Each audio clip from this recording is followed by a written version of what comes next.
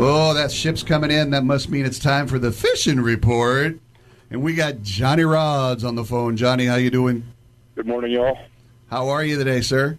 Hey, I got a quick question. There was Gen Xers, there's Gen Ys, there's going to be Gen Zs. What's after that? Gin and tonic. Gin and tonic? Gin and tonic. Is that after the Gen Ys become alcoholics? That's right. It's bump. Yeah, we're keeping it real here as we talk about. Hey, Johnny, I had a question for you.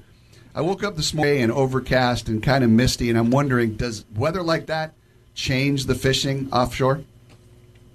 Well, it totally depends on the species you're talking about, the temperature of the waters. It can.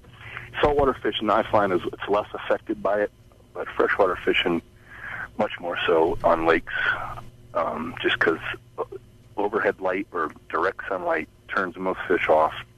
But these saltwater species around here, they already live in the bottom of the ocean or in kelp beds, which are already, inherently shielded by the light. So what are you telling? Water temperature, much more so important than light in the saltwater, in my opinion. Okay, so where should the listeners be dipping their rods out there? Hey. Well, saltwater's kind of slow around here right now. The freshwater scene's about to really start up pretty good for the winter with trout plants. They'll be stocking all the lakes in Southern California on the 1st of November with rainbow trout from various fish hatcheries around the Southern California area. And then there's a good fall fishing bite for yellowtail and bass, but it hasn't started yet, and I'm not exactly sure it's going to. And if you want to venture down to San Diego, that yellowtail bite's still going strong that we mentioned on the last show 2 weeks ago. How long will that last?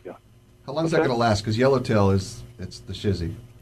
Yeah. It is. Unfortunately, you just can't go to our beaches right here and cast in the water and get a yellowtail. You got to travel, and that means going to San Diego, hopping on an overnight boat, taking a 100-mile trip on the boat, and then you'll catch a lot of yellowtail. As many as you want right now. Hey, but there's a limit, so you can only take 5. Aren't we headed to the lobster season over here in Long Beach at the break? Yeah. In fact, October 1st started the lobster season, and it's so far that I've heard it's been really good from the private boaters. I know they've been kicking butt on those lobsters. I'm hungry. Nice. Yeah, right? If you haven't had breakfast, this is a good show for you. Hey, Johnny, I appreciate it, man. Thanks for calling in. We'll talk to you in a couple of weeks. All right. Watch that line. See ya. I'm keeping an eye on my line. No problem.